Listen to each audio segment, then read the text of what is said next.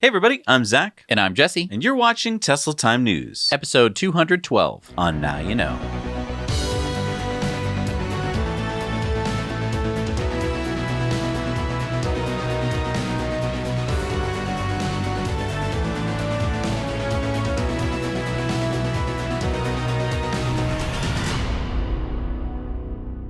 We're brought to you, as always, by our amazing Patreon patrons. If you want to get some great perks to help support this show, you can head over to patreon.com/nowyouknow. We just started our investor club at the $10 level. It's still unofficial because we haven't gotten around to changing it on Patreon, but we've started our investor Slack group, and we're doing monthly Zoom calls with our whole investor club. So check that out at patreon.com/nowyouknow. Are you a student who's struggling with a particular online class right now? If you're like me, sometimes I just needed to get a different take on a lesson or class. Sometimes I just didn't jibe with a certain professor or teacher. I know what you mean. Like, I got most of it, but there were certain concepts that eluded me. And Brilliant is a platform that will keep me engaged long enough for those concepts to sink in. For instance, are you taking a class in probability right now? Well, some of you probably are.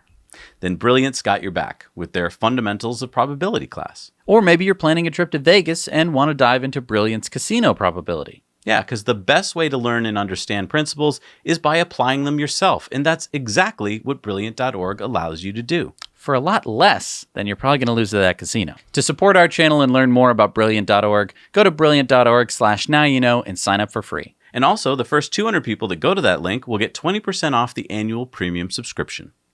We're sponsored by Lesser Evil Snacks, and you know why I love them? Why? It's easy. This is a typical snack food ingredient label. Yikes. And this is a bag of Lesser Evil Himalayan sweetness popcorn. Was that a mic drop? Were you doing a mic drop? Yeah. It doesn't work if it's on a stand. We've talked about this. And we're sponsored by ecoware.us, where we've got new designs uploaded every week, and we carbon offset the manufacturer, shipping, and life cycle of your purchase, and we plant a tree for every order. So it's carbon negative. Start positive conversations with carbon negative products. ecoware.us. Happy National Drive Electric Week, everybody! Ho, ho, ho, ho! Yeah, National Drive Electric Week has already begun. There are some fantastic live virtual events still coming up. We'll post the link to the event list in the show notes down below. And what's cool this year is that you don't have to travel to any of them. There's local events, but there's also lots of cool national events on many different topics, so we urge you to check them out. There needs to be some National Drive Electric Week songs. Where are the carols, you know? That's what makes Christmas great, let's be honest. So according to new deed records reported by the Statesman News Network in Texas, Tesla has purchased an additional 381 acres of land adjacent to their existing 2,100-acre site. Just to the northeast, this plot has access to Harold Green Road and Texas Route 130. Joe Tegmeyer from the Quad Squad in Austin got us this map of where the parcel is. And Jeff Roberts, also from Squadron Number 4, got us some drone footage to put it all in perspective. Yeah, I mean, this land parcel that we're seeing here is awesome for a bunch of reasons. So first of all, you can see here that the land that they just bought is primarily just farmland. It's super flat and ready for construction. There's a whole lot less to do, less trees to cut, less grading to do, so that's awesome. And there's also more road access. If you notice off to the right, there's kind of a little community over there. I think that this would be Teslaville. In the not too distant future, and you could put a road coming into the Tesla factory so that way you don't have to like get on the highway, then get off the highway just to get to work. I think that this is going to be a very up and coming neighborhood of Tesla engineers and factory workers. And I think that this opens up not only more factory space for, you know, batteries, semi-trucks, roadsters, Model 2s, headquarters, whatever. I think that it kind of opens up an addition to maybe some bike paths and some of this, you know, beautiful land that Elon was talking about. Oh yeah, because Elon mentioned that this is along the Colorado River. And I guess in all the times that I've been watching the drone footage, I've been so focused on the construction trucks that I kind of missed the river. Can you point that out again? Yeah, so just take a look at the map here. This red line is the coast of the Colorado River. So that would be their boardwalk along the coast of the Colorado River. But I think that this section could be kind of in addition to that. You could have some bike trails running through a little bit of nature. You know, that way you could bike to work from Teslaville to the Gigafactory. I mean, I'm excited, and I'm don't even live in Texas. Going on down to Teslaville. So make sure you visit the Quad Squad YouTube channel. So special thanks to Jeff and Joe this week for getting us this footage and the analysis so quickly. So you've probably already heard this, that Trevor Milton resigned from Nikola. The 38-year-old executive chairman of Nikola, the hydrogen and electric vehicle startup, resigned abruptly last week after allegations of deception, misleading partners, and staging an elaborate ruse in unveiling the Nikola One hydrogen-powered semi-truck. This all sent Nikola's share price tumbling from a high near $80 per share in June to about $19. And Milton has just deleted his Twitter account, and he seems to have gone dark. So what about the GM deal between Nikola and GM? Yeah, remember that the $2 billion GM deal is for GM to build an electric pickup for Nikola and supply batteries and hydrogen fuel cells for commercial trucks. In return, GM was supposed to receive an 11% stake in Nikola and payments of up to $700 million for assembling the Nikola Badger pickup. Last week, the big early investors like Germany's Bosch and GM said that they are sticking to their alliances with Nikola Corporation. But let's not forget, it's because they have to. They can't cash out until December. And there's so much more to talk about. I think we should bring this to the Patreon bonus stories and really dig into it there. Yes. And if you want to join us on Patreon at the $10 a month level, we have a new perk, the Now You Know Investor Club, where we meet up on a live stream once a month. And we just got started our Investor Club Slack group, where we're discussing all investing topics, including Nikola. This episode is sponsored by Finimize. Finimize is an app that I use to bring me the biggest financial news and professional insights in words that I can actually understand. Okay, but here's my question. Doesn't keeping up on the world of finance take hours and hours every day? I like to dedicate 20 minutes every day to my finances, but to do that, I have to be smart. What I like is that the Finimize app gives me the choice to read or listen. So if I'm busy, I can listen to the Finimize Daily Brief, for instance, and start my morning with top news in under 7 minutes. So stocks were this thing to me that always sounded extremely complicated, and I want to get into it, but I'm kind of overwhelmed. Well, what's cool about Finimize is that they have over 100 packs. These are kind of deep dives into the most important companies, industries, and economic theories. You can pick things that catch your interest and listen while you go for a walk or work out. Oh yeah, here's how to prepare for a historic election. Yeah, young people usually start investing late because they don't know how to. Finimize is an easy way to start learning and investing now. Use our link in the show notes to get a free 7-day trial and 20% off the premium yearly subscription to Finimize. It's completely free to check it out, and you can cancel at any time during that period.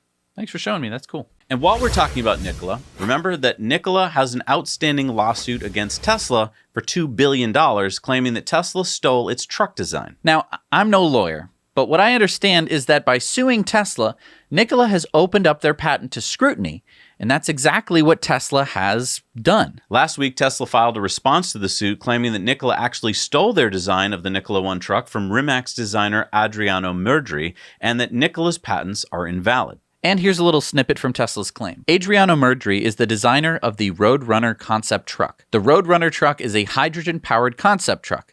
The Roadrunner concept truck was entered into the 2010 Michelin Design Challenge and was selected for display at the 2010 North American International Auto Show. Several images of the Roadrunner concept truck are reproduced below. On information and belief, Trevor Milton failed to identify Adriano Murdri as an inventor of the patents in suit with deceptive intent. Trevor Milton chose not to disclose the Roadrunner concept truck to the USPTO with deceptive intent. But yeah, Nikola, I think, made a huge mistake here. By suing Tesla, that opens up their patents to question, and now Tesla dove deep into the patent itself and realized that Nikola's original patent does not appear to be valid. But now, since Trevor Milton resigned from Nikola, is the lawsuit done for? Like, can they just... So the lawsuit is with Nikola, so that continues. Okay. Trevor Milton owns about 30% of the company with him and his family, and so even though he's no longer, the executive chairman, he's still a shareholder in the company. Okay, so he's still kind of on the hook. So we always compare Tesla sales to other manufacturers' sales of their EV models, like how well does the Porsche Taycan sell versus the Model S? But what if we compare just the Porsche models to themselves? Turns out, even in a more apples-to-apples comparison, EVs still crush it. Check out Porsche's car sales last month in Europe. Their all-electric Taycan outsold every other one of their own models. The closest fair comparison to the Taycan would be the Panamera in size and roughly price.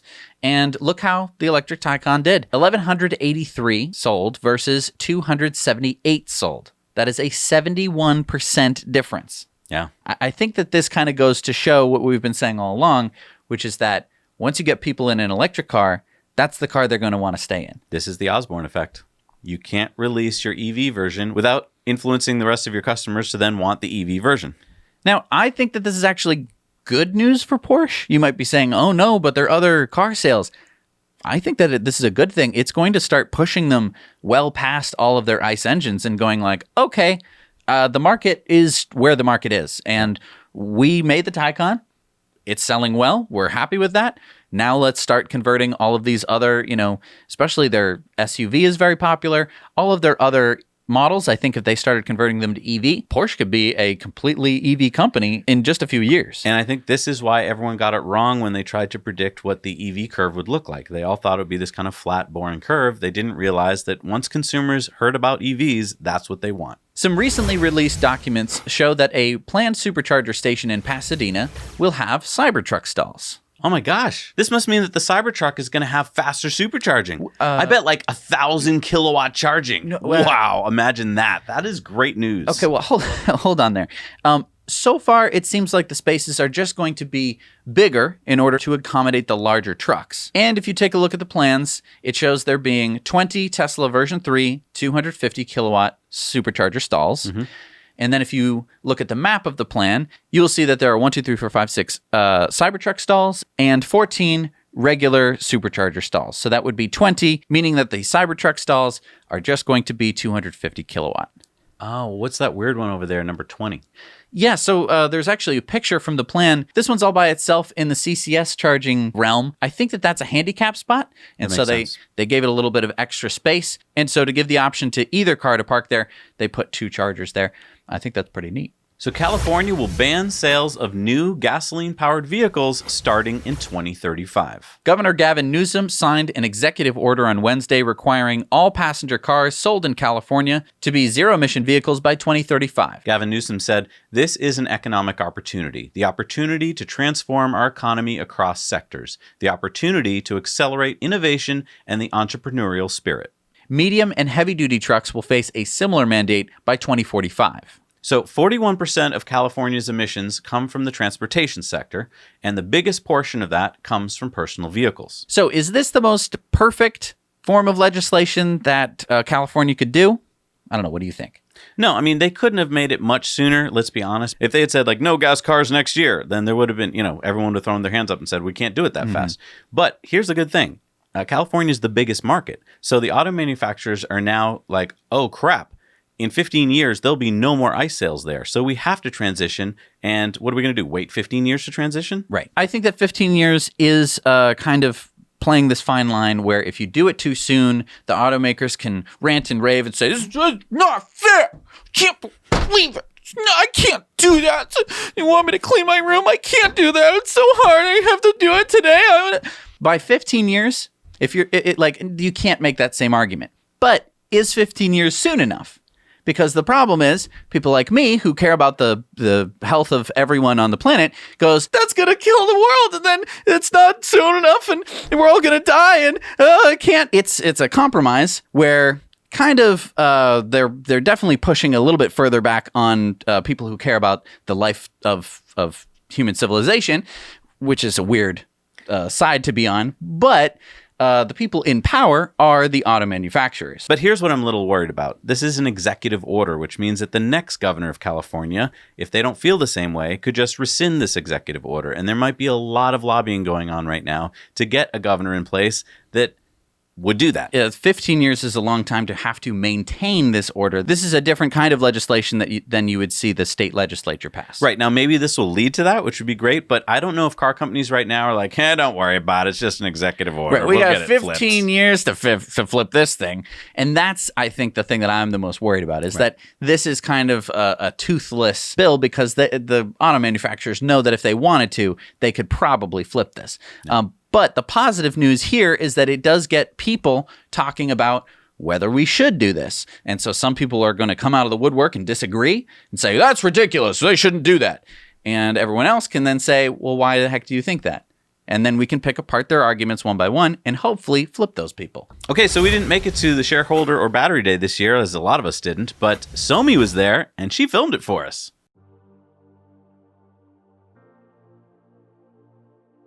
We're here, standing in line, getting ready to go in.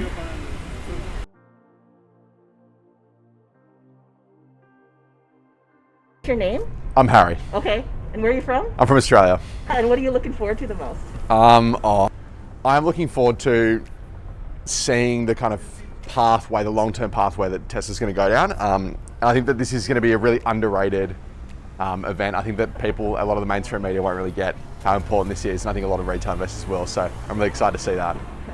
And if you had to talk to Elon, What's that? If you had to talk to Elon, what Oh, so I want to ask Elon why in Australia Teslas are 40% more expensive. Like this includes currency. They're 40% more expensive. Like it's not good enough. So we need to sort that out. Yeah, it doesn't really help for adoption, does it? No, it doesn't at all. That's the question I want to ask him. I want to say in Australia, our economy is mostly oil, gas, a lot of coal exports, and to transition to sustainable energy, we need good, cheap solutions, and when are we going to get that? I'm just.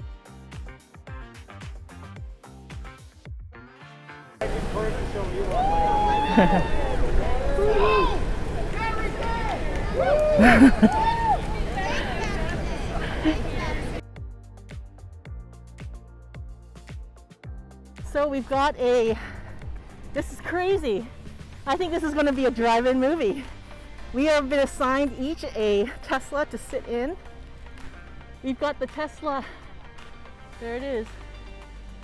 We've got the Tesla Semi here. How incredible. And over there, we've got the Roadster. Wow. Oh, the ATV's here. And the Tesla Cybertruck. What? The Cybertruck. I finally see it in person. The pictures do not do it justice. Oh my goodness, this is such a gorgeous vehicle. I can't believe I've got a reservation for this.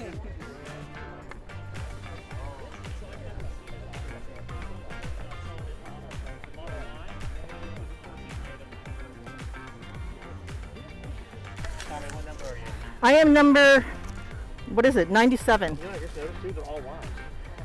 Oh my gosh, you're right, they're wise. Yeah. Oh my gosh, I'm so giddy. This is ridiculous. Okay. Looking good. 98, I think this might be me.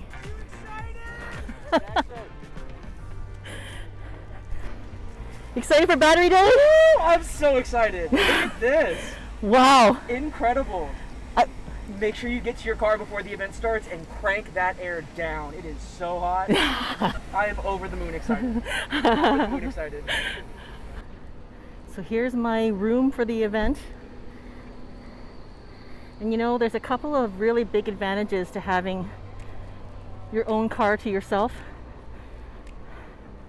One, of course, is the definite social distancing that is really difficult to take place in an event like this.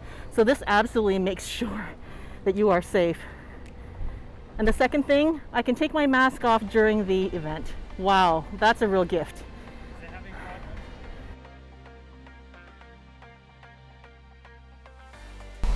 And here it is. It's going to be live streamed. And I'm hoping that it cools down faster in here because the fan is really loud. Oh, this is going to be epic. I want a Model Y so badly sitting in here. What's going on? What is happening? Oh my gosh, is that Galley? He's right there. That's the battery day event. Wow, there's so much to process. In any case, I was just feeling so honored to be here, and looks like we probably won't be able to meet Elon in person, but that's okay. And yeah, now you know. Thank you so much, Somi. It was so nice. It's like we were there. It really showed the excitement of the event. And so cool that you're sitting right there behind Galley. All right, so have you heard of Ring doorbells?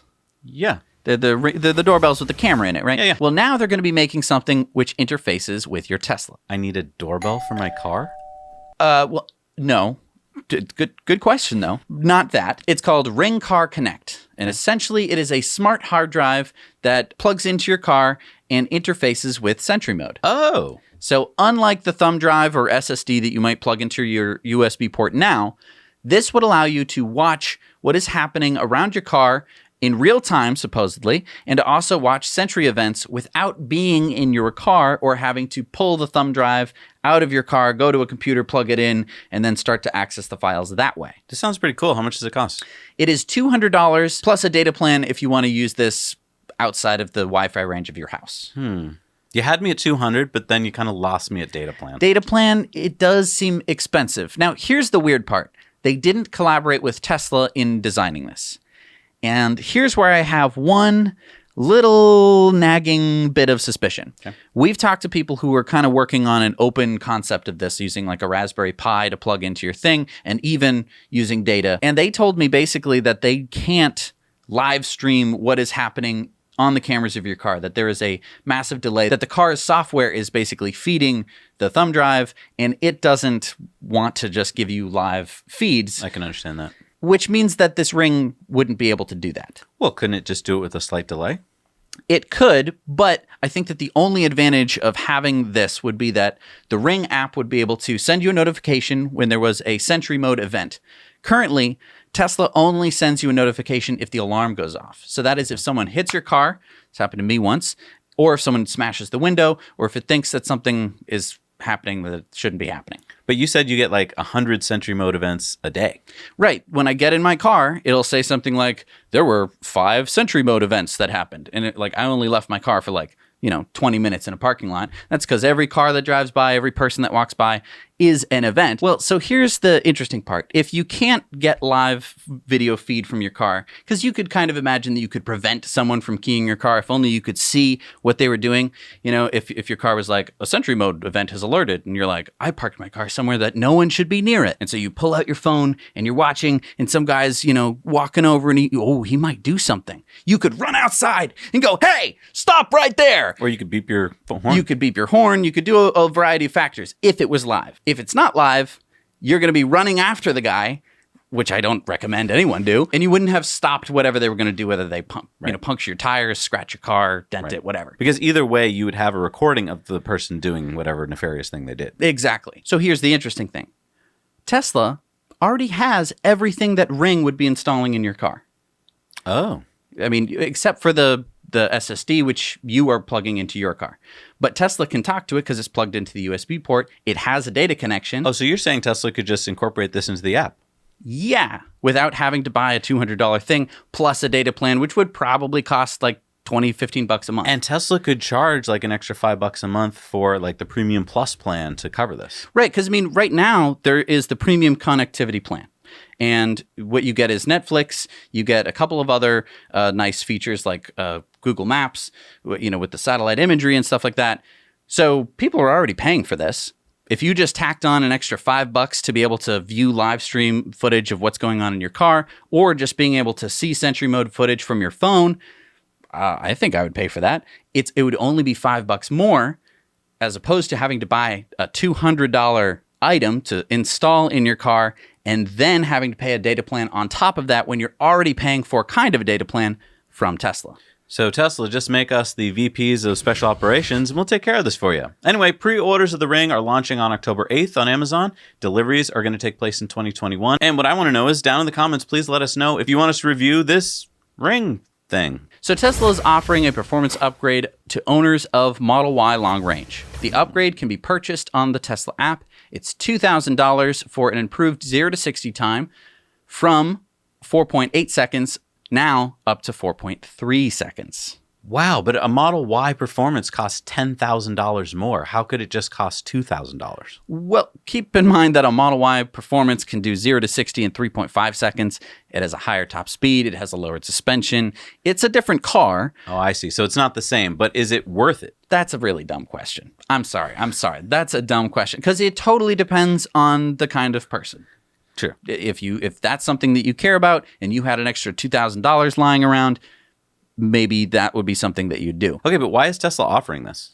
That's because it's the end of the quarter. Ah, yes. And so this is an easy way for Tesla to get some extra cash. Cha-ching! You could say pad the books, but literally they're getting cash. Like they're selling a product. The car can already do it. It's just software limited, basically, is what you're saying. Right. And, back in the past when they had, done the software limited battery and stuff, people were like upset. They're like, I can't believe they're doing software limited. How dare they sell me hardware that can't accomplish this software stuff. And that's kind of gone away. People don't care anymore. I think that Tesla knew that was going to happen. In the beginning, it seemed like this was some kind of scam. Now we're all kind of just used to it. I think that that's really interesting. And at last Tuesday's Battery Day, Elon unveiled the much anticipated tri-motor Plaid Model S, starting at $139,900. Check this out, Jesse. I'm picking it out in red. What do you think of that? He tweeted, "Only thing beyond ludicrous is plaid." And for those of you out there, like my daughter, who thought that plaid meant the color, no, it's from Spaceballs. Spaceballs. And see, yeah, that's kind of, it's unfair to a lot of people because if you haven't seen the movie Spaceballs or remember the movie Spaceballs, then you'd like, why would it be plaid? She was excited that it could be a plaid color. But no, we're talking about the speed. And then Toby said, so if Model S Plaid has all the specs a Roadster would have, what would be the incentive to buy a Roadster? I'm just really curious here. And Elon said, Roadster will be better. Now, we'll discuss the Laguna Seca run of the Plaid Model S on Patreon bonus stories, but basically, let's compare the Plaid Model S specs with the Roadster 2 specs so that we can see if Toby has a good point here. Plaid Model S supposedly has the quickest 0 to 60 and quarter-mile specs of any production car ever. 0 to 60 of less than 2 seconds, quarter mile of less than 9 seconds. It's a tri-motor all-wheel drive, 520 miles of range, 200 mile an hour top speed, and it's going to be available in late 2021. Now, what does the Roadster promise? The Roadster promised acceleration 0 to 60 of 1.9, acceleration of 0 to 100 in 4.2 seconds, quarter mile of 8.8 seconds, a top speed of over 250 miles per hour, wheel torque of 10,000 Newton meters, and a range of 620 miles. So I do want to point out that just the base Roadster is still better specs than the Plaid Model S, and this is specs that were announced back in 2017. Yeah, I really, really think that the Roadster is going to have better specs than what were announced originally. I think that they've made a lot of advancements in this time.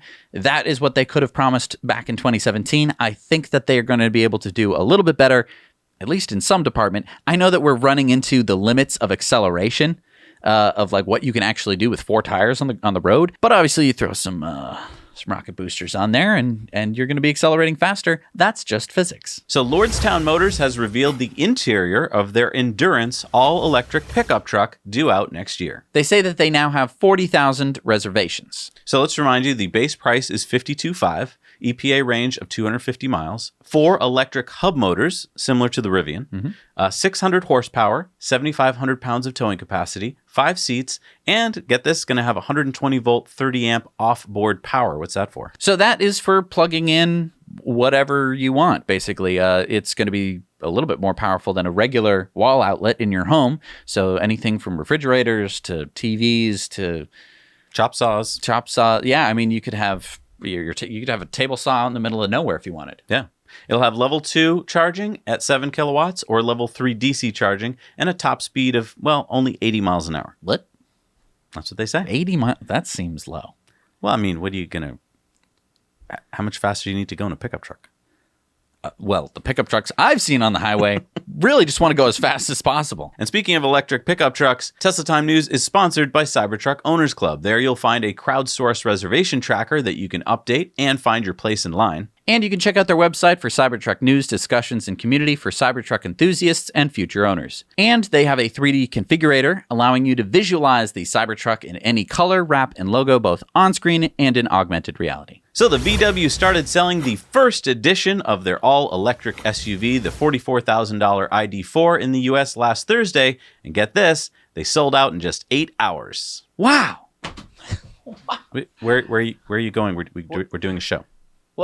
I mean, there must be hundreds of thousands of VW ID4s driving around right now. I'm going to go look at them, get them on camera. No. First of all, they only sold a few thousand. And secondly, they won't be delivering them until later this year. So they're not on the roads yet. They'll be shipping them from Germany. Okay, but you said that they sold out. Well, they made a few thousand and they sold out of those. So that's it then? We're not going to get any more ID4s? Well, the first edition is sold out, but people can order the cheaper $40,000 ID4 Pro with an 82 kilowatt hour battery and an EPA range of 250 miles. They should be delivering those in early 2021. Oh, well, that's not too bad. Yeah. All right. Well, can't wait to see them driving on the road in 2021. Just kind of funny marketing, though, because I think VW knows how the press works, and they know that if they just put out in a small batch and they get sold, they can be like, yeah, it was sold out. Sold out. You know, we're used to like, any played 3 sold out shows of Madison Square Garden. And it's like the same as if you were like, and I sold out my local coffee club. You're like, what? Yeah, there were like 15 people in there. The place was packed. So last year we did an in-depth called Defund Big Oil, where we reported on banks that fund big oil projects and how if we all move our money out of those banks, we can help defund these fossil fuel projects. Well, a new report from the Rainforest Action Network and Oil Change International shows that big banks are continuing to pour money into fracking. These 4 banks, Wells Fargo, JP Morgan Chase, Citibank, and Bank of America, provide over half of the financing for U.S. fracking since 2016. So if you have accounts with any of those banks, please just move it to a better bank. Last year, we've set up a Google form, and so far, you have moved $3.7 million out of these bad banks into good banks. So go check out that in depth. It has info to help you find a better bank and a link to our Google form so you can help us keep a tally on how much we've made a difference. So, I mean, heck, let's set a goal. I think that we can get $6 million out of the clutches of these banks. I bet we could do 10 million. We got a lot more subscribers now than we did last year. That's a really good point. So, I mean, if you hadn't seen this in depth, I really encourage you do, because we only got like 30,000 views on this bad boy. Yeah. And it was one of the best in depths. I'm probably most proud of that in depth out of all of them. Wow. Yeah. No, I mean, it really can make a difference, and it doesn't really take much time or much effort. Yeah, so go check it out. We'll put the link up here and also in the doobly-doo, and you can also just Google it, and let's make a difference. So a lot of people messaged us after Battery Day and said, You missed it, Zach and Jesse. Check out this slide. Don't you see? Tesla's new battery cell is going to be able to charge even faster. Super duper supercharging. Here we come. Well, not so fast. What? Let's. It's supercharging, guys. You missed it. No. Let's read the fine print. It's supercharge time increase. So this chart shows that the new 46 diameter cell actually has a slight time increase, a much lower increase than if they had not had the tabless technology in the cell, but it's actually going to take just a little bit longer to supercharge. it's a new amazing cell. Why would it take longer to supercharge? So, I mean, like they were saying in the presentation, you can't make a bigger cell without increasing charge time. The reason for this is you make the jelly roll longer. So the tabless technology allows you to charge it at roughly the same rate. But if they didn't do that, it would take a much, much longer time to charge these batteries, which means that they wouldn't be able to supercharge, which means that, I don't know, these would be less attractive electric cars that these batteries were in. So you're basically saying this was said so fast at Battery Day that when they put up the slide, it looked like, if you're looking at it quickly, that like this was the old supercharging time and this was the new one. That's not what that said. Exactly. But the good news is that with some of Tesla's other improvements, like a reduced vehicle weight due to the new higher energy density batteries, we could actually be looking at faster charging speeds, probably in the 15 to 25% range. Now, that's not, double, triple, quadruple speeds. Well, and we're not putting more electricity into the batteries. It's just that you're going to be able to travel longer with the same amount of energy. So if we're thinking about the difference between a Model 3 and a Model X, charging at the same power, the same kilowattage, the Model 3 is going to be able to travel further than the Model X with the same amount of kilowatt hours. So even if it's a moderate increase of like 15 to 25% more range, while that might not seem mind-blowing, if you're already charging at version 3 superchargers at, say, 1,000 miles an hour, being able to add an additional 150 to 250 miles an hour is awesome. Right. And also having that bigger battery means that you don't need to charge it to a higher state of charge, which means that both you're going to increase the life of the battery, and it means you can keep a higher power for longer, which means that you could be charging it even faster if you think about it that way. Now, whether that was factored into that slide, I don't know. That's kind of where the conjecture comes in. But was there something we actually missed at Battery Day? No, of course not. We didn't miss anything. It was so well laid out. It was everything we saw is what you get. Yes, but one of the things that may have driven down the stock price after Battery Day was that many of us were expecting to hear about Tesla's new million-mile battery. Right. In fact, we did a poll about this, and you can see the results right there. Most people thought that there was going to be a million-mile battery announced. But did we hear that? No. Or did we? What? Well, let's remember, the formula for determining whether you have a million-mile battery, or the battery life, is the range times the number of cycles. So currently, a long-range Model 3 has a range of about 300 miles, and it has about 1,500 cycles. And this is from Elon's tweet a while back. And so that means that you have a lifetime of the battery of 450,000 miles. So what do we need to get to a million-mile battery? 550,000 more miles. So we have this new, bigger cell about which Elon says, the power to weight ratio is actually better than the smaller cell with half. Then we have these improvements, like the new anode with elastic ion conducting polymer coated silicon to increase range by 20%, along with better cathode material and new cell vehicle integration to give us a 54% range increase. So now we have 54% times our original 300-mile range, which gives us 462 miles. So let's plug that in and see what we get. 462 miles times the 1,500 cycles gives us 693,000 mile battery. That's not a million miles. Not yet. But let's go back to that anode. There's a problem that Tesla seems to have solved with the expanding silicon by coating it with elastic ion conducting polymer. So this may be the key to the rest of the formula, because remember that what is one of the causes of the degraded battery life in a lithium-ion cell? It's the silicon graphite anode, after getting charged and discharged over and over, develops dendrites, and then the silicon crystal breaks. But what if this improves that process by, say, 47%? I didn't remember seeing 47% in the slide. I'm just conjecturing here, but if we can improve the cycles from 1,500 to 2,200, which is a 47% increase, then we get this formula. 462 miles of range times 2,200 cycles equals a million miles. And the reason I think we could maybe conjecture this is when we went from the Model X battery, right, the 18650 cells, which had a cycle life of about 800 cycles, to the Model 3, which has 1,500 cycles, that's the 2170 battery, we almost doubled the cycle life. And you're saying all we need is 47%, and that might have been able to do that with this new cell technology, especially with the anode. Yeah, I mean, it's conceivable. And now you might be asking, well, why didn't they just announce it then? Well, that definitely brings us back to the Osborne effect. Let's imagine for a minute that Elon got out on stage and he went, "Hey, everybody! We've got million-mile batteries! Isn't this great, everyone? You are going to be able to drive a car with a million-mile battery. It's going to be awesome, and it's also going to be available in 3 years." Wait, what? When's it? Everyone, yeah, exactly. What would happen? Everyone would go, "Oh, I'm not going to buy a Tesla for 3 years because that's when the good stuff is going to happen." So that could be one reason why he didn't announce it, or maybe they have to test it more. I mean, you know, a million-mile battery has to go through at least a few months of testing to get those numbers. And the other reason is there was no need to tell you about a million-mile battery because they already told you about all this other stuff. In fact, they didn't need to tell you about anything on Battery Day. Battery Day, for me, was largely for two reasons. It was to lock down battery supplies with their suppliers, and it was to recruit more intelligent people to Tesla. Hello, sir. Is this the bursar's office? I've got something for you. Okay, what do you have? I've got my 8 credits from Battery Day. I'm ready to graduate. Thank you. What are you talking about? No.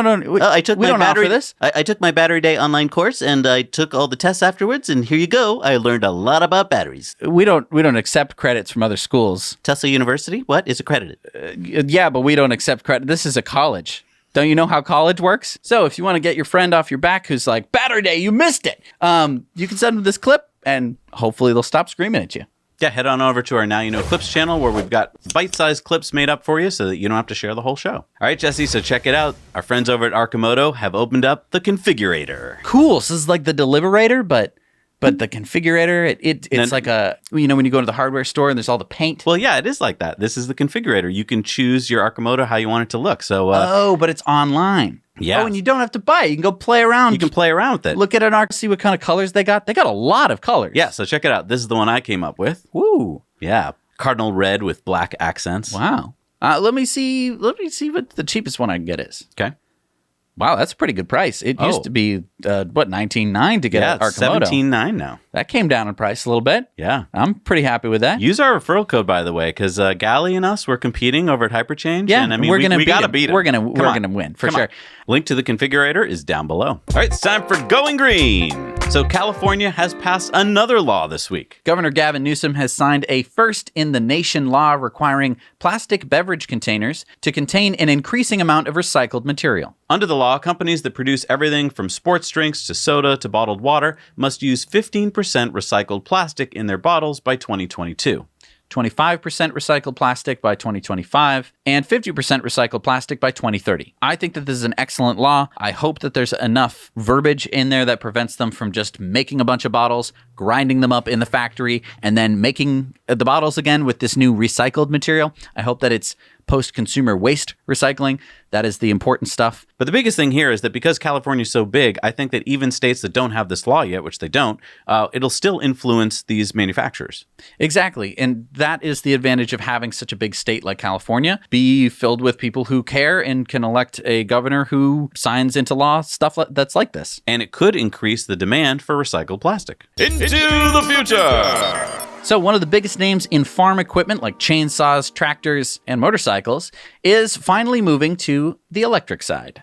A recent investor presentation by Husqvarna's parent company, Pierre Mobility, shows a low-res sketch of the upcoming bike along with details that are few in number but large in significance. The e-Pelen will get electric motor options of 4 kilowatt and 10 kilowatts. These output figures mean that the bike will slot into the learner legal electric scooter class once it is exported from Pune, India to European countries. The e-Pelen is going to be manufactured by Bajaj at one of its production facilities in India. Series production is slated to begin in March of 2022. It's a cool looking bike. Yeah. And now it's time for Sunspots, your weekly solar news update. So right before Battery Day last week, Tesla dramatically lowered the price of its 232 kilowatt hour power pack from $172,000 to $125,793. That is a 27% decrease in price. Yeah, it used to cost $741 per kilowatt hour. Now it's just $539 per kilowatt hour, and that includes the inverter. Tesla is selling the power pack plus solar to commercial customers, as we can see here.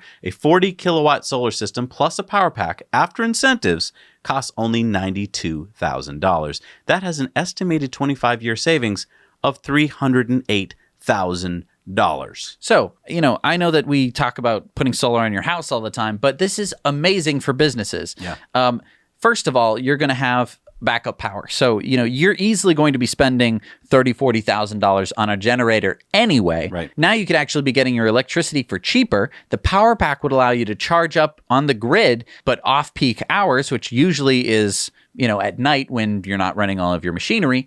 This could be a huge, huge saver of electricity, money, time, the environment, everything. Head on over to Tesla's commercial site. We'll put the link down below and check it out if you're a small or medium business owner. And if you're a homeowner and you're interested in getting solar, head on over to our friends at Energy Pal. These are the energy geeks that help homeowners go solar for less. Take more control of your energy, guarantee a price of power and storage costs for 20 years. Do it all online, on your schedule, on your couch, on your laptop. All right, it's time for our video contributor stories. Who do we have this week, Jess? This week we have Tim in Pennsylvania with his electric Sprinter van conversion. Hey, Zach and Jesse. Tim from Pottstown, Pennsylvania.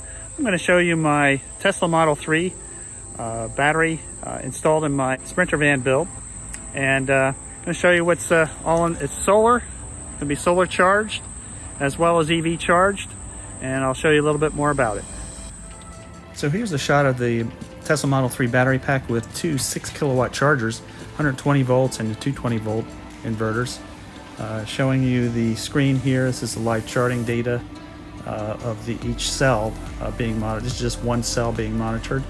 And the cell voltage, the allowable cell voltages for the BMS here, the Orion 2 BMS. Make Sky Blue solar charge controller. This is the Orion display. I'm actually powering a Mitsubishi mini split system with it. Runs off at 220. So the next photo I'm going to show you is the hot water system. It runs totally off at 220 volts, high current, 3 kilowatts. And now for a little wire porn, I designed this cabinet to control the various functions. And using modern DIN rail techniques, as well as these wire spreaders purchased, I did an industrial design protecting the user from the high voltages, as well as labeling all the wires and containing all the breakers in one box. It charges just like an electric car. only it charges the Tesla Model 3 battery using a J1772 as well as a CAN bus interface with the 6.6 kilowatt charger. And now you know. Wow. Yeah, if Tim's videos whetted your appetite for more, then you'll want to head over to his YouTube channel, Tim's RV Tips. The link is in the show notes, and check out more from Tim. All right, it's time for the Patreon bonus stories. We got a few things on our mind that we got to talk about this week. So head on over to patreon.com/nowyouknow if you want to support us for as little as $1 a month, and you'll get access to all of our Patreon bonus stories. See you there.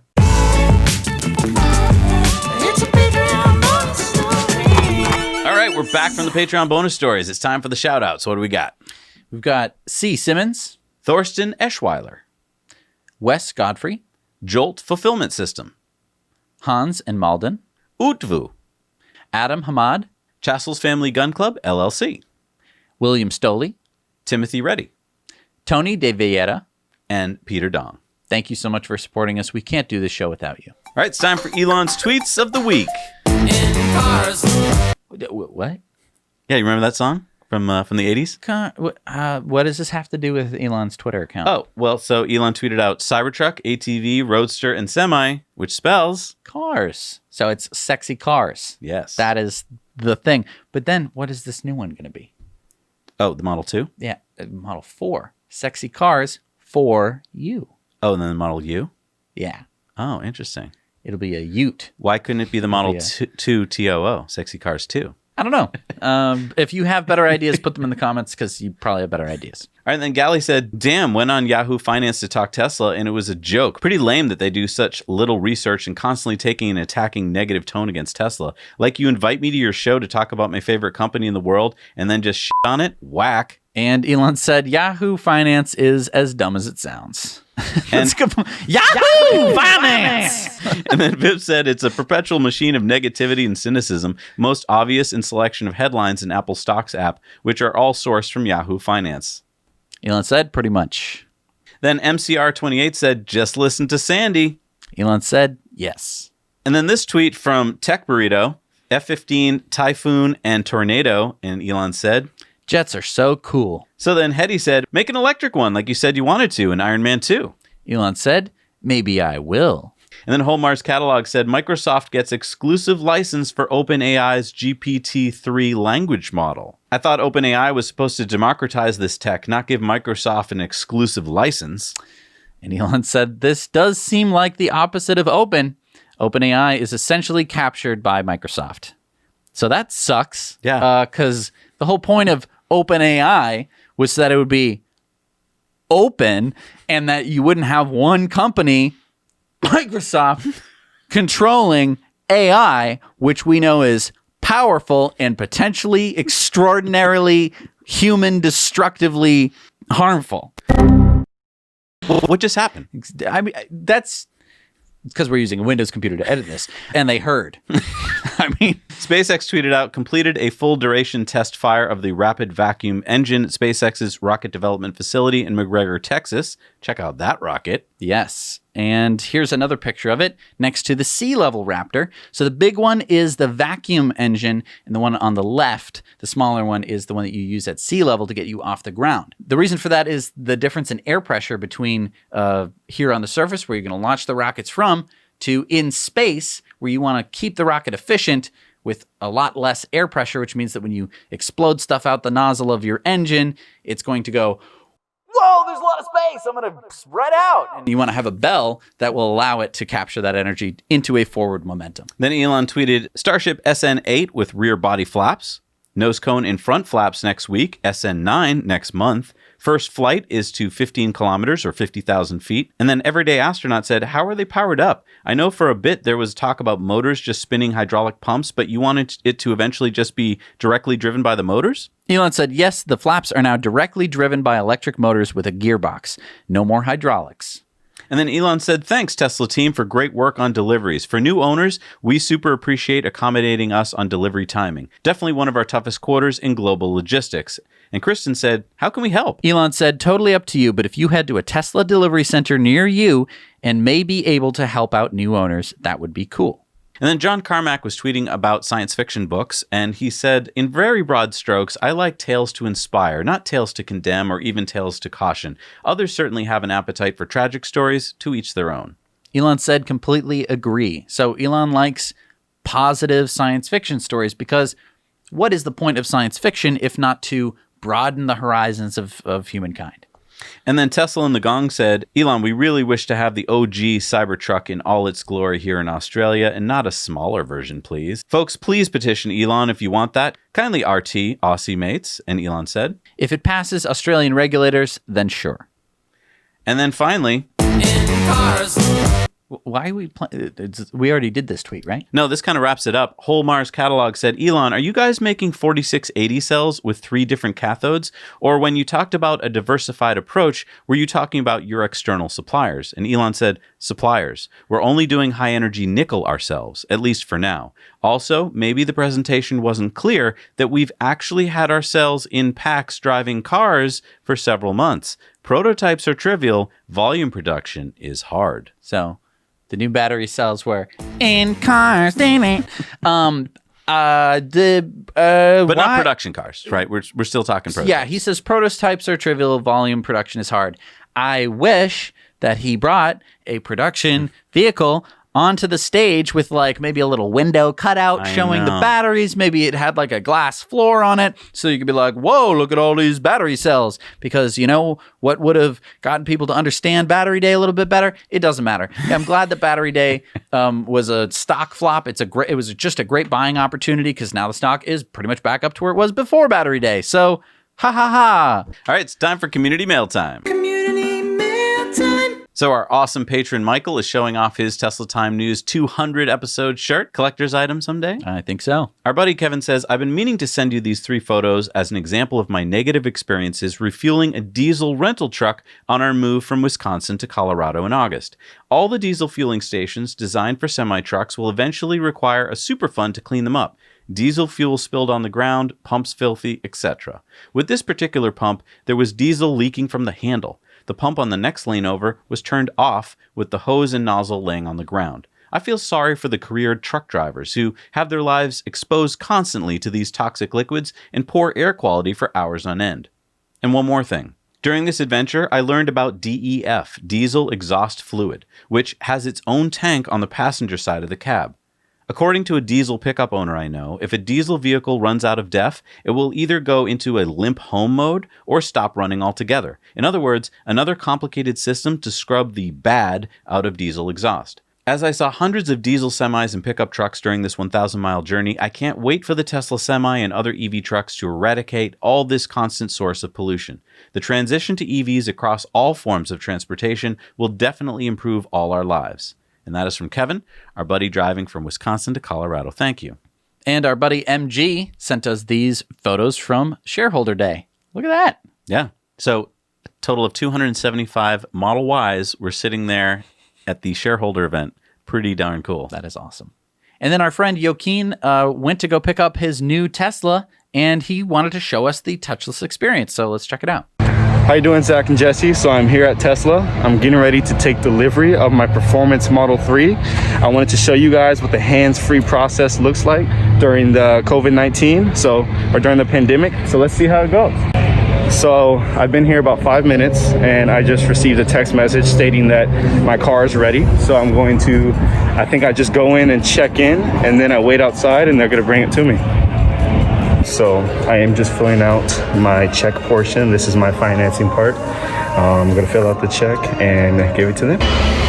I'm getting ready to take delivery. So far, no touch, no contact with anybody except for to give them the finance check and to show them a copy of my driver's license. And that's it.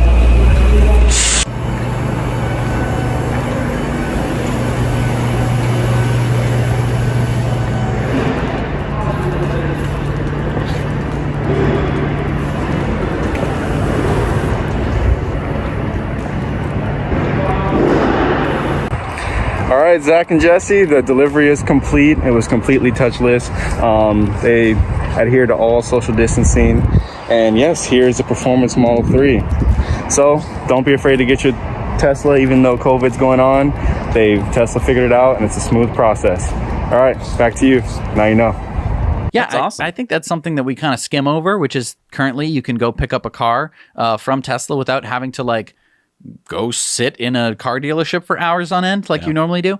I think that is kind of a revolutionary thing that Tesla pretty much could have always done. All right, it's time for the results of our poll. What was the question this week? So this is a good test of our patrons. We asked, will Tesla go up as a result of Battery Day? Now, of course, the day of, it didn't really do that for the after hours trading, nor the next day. Yeah, it hit a low of 364 from going into it at 420-ish. Right. So 360 people said, of course, it'll go up. 151 people said that it will stay the same because Battery Day had already been priced in. And 150 people said that it will go down because investors wouldn't get it. It'll be Autonomy Day all over again, which I argue is the kind of the case. Well, I want to say here that usually our patrons are right, and I think they kind of were right again, because normally it's an overwhelming answer that you can just be like, oh, yes or no. Here, if you kind of add up the answers, the number 2 and 3 kind of add up to the number 1, so you would have been like, there's no easy answer here. Beware, beware. And that's kind of what played out, is that we saw a drop. Now it's coming back to where it was. So. Yeah. All right, it's time for Supercharger reviews, and these are sponsored by our friends at Evannex, the Tesla community's accessory store. Looking for awesome accessories for your Tesla? Then check out Evannex and use our discount code nowyouknow to save you $10 on purchases over $100. Hey, Zach and Jesse. This is Alan Johnson. I'm at Kingston, New York Supercharger. This is 8 stall, I think. 150 kilowatt. It's right here at a Quick Check convenience store. Bunch of these antiquated gas pumps making things happen for these old cars. But, you know, it's convenient, it's easy. Fully stocked convenience store. And bathrooms, clean and tidy. I guess, you know, that's about it you got here. You could maybe walk over there and get some ice cream. Give it maybe, I guess, 6 or 7 out of 10. Hello, Zach and Jesse. This is Holger from Austria again. I'm here in Switzerland at Quinto Supercharger. It has 10 stalls and it's located next to the highway at the hotel where you can sleep overnight. There's nothing else here. So I give it a 6 out of 10. Now you know. Hi Jack and Jesse, I'm Aku from Finland and I'm at Hirvaskangas, Äänekoski, Finland, which is 40 kilometers from Jyväskylä to north. That's 25 miles. We have here 4 stalls, Tesla Superchargers, and this place is APC chain, and there's restaurants, cafeteria, terrace, and grocery store, and many more. This place is next to a road number 4, which goes from Helsinki to Utsjoki, which is across to Finland. Thank you. Now you know. Hey Zach and Jesse, this is Jeff in Japan. Today I drove my first ever Nissan Leaf. It's a great car, but hopefully someday I'll get the chance to drive a Tesla. I'm in Takasaki City now, in Gunma Prefecture, near the Kanetsu Expressway. There are 6 superchargers here near a service area that has several restaurants inside, along with a small market and bathrooms. This area of Gunma Prefecture is famous for many things, one of which is driving on mountain roads with hairpin turns that many people know about from a famous Japanese manga. It's called Initial D. Because of the service area and the restaurants, I give this location a 6 out of 10. So, now you know. Thank you for those. Yeah, I look forward to seeing them every week because I see them at the same time that you watching this do, because we just sat in a room for 5 seconds while nothing happened. And we also have the most beautiful superchargers in the world. These lovely, beautiful superchargers are... I don't have any more. This one was sent in by our friend Brian in Cumbria in England. It is the Tebay service stop on the M6 southbound. So it's pretty good. It's pretty good. It's pretty good. Pretty good. Not my favorite. All right, it's time for new superchargers. What do we got in the world? We have number 171 in California. Just California alone. That's amazing. 12 stall, 250 kilowatt supercharger in Simi Valley at Tierra Rajada Road. Number 62 in the UK, the 6-stall 250 kilowatt at Fort William. The 6-stall urban supercharger in Taipei City in Taiwan. Number 23 in Massachusetts. Number 890 in the USA. Number 1968 in the world is the 8-stall 250 kilowatt in Great Barrington, Mass. That is about as far west as you can go in Massachusetts. And some good news for you Los Angelinos. Nathan Bailey tweeted out this sign he saw. More than 200 version 3 supercharger stalls are coming to the LA metro area in 2021. That would double the capacity of the LA metro area. Pretty interesting. All right, it's time for our Patreon giveaway. What do we got? We've got a poster, as we do. We're going to be sending you a signed Starship poster. We're going to have to modify this soon because Starship looks a little bit different now. It does look a little different. So if you want to win this and you want to get in this big barrel of fun, just become a Patreon. And the more you support us, the more chances you have to win. Who's the winner? The winner is Seth Stein. Congratulations. You've won this poster. We're going to sign the back of it because no one's told us to not sign the back of it and sign the front of it. It'd be pretty hard to sign the side of it. Could be done, though. Couldn't it? With a laser. Anyway, thank you so much for watching the show all the way to the end. We really appreciate that because we had to be here until the end of the show. So you do, too. So you do. Well, I just appreciate you being here. And just so you know, we're going to be doing our Patreon live stream with Zach and Jesse, which is at the $8 level. And we're going to be doing that on Saturday, October 3rd at 2 p.m. Eastern or 6 p.m. Universal Time. And so if you want to join us at that level, you can hang out on a Zoom call with us. We answer questions. We talk about this and that. We get into all sorts of cool, fun stuff that we can only do if we're in a smaller group. So if you want to hang out and do that with us, please join and help the show. And we'll see you next week. Actually, we'll see you on Friday for In Depth. Now you know.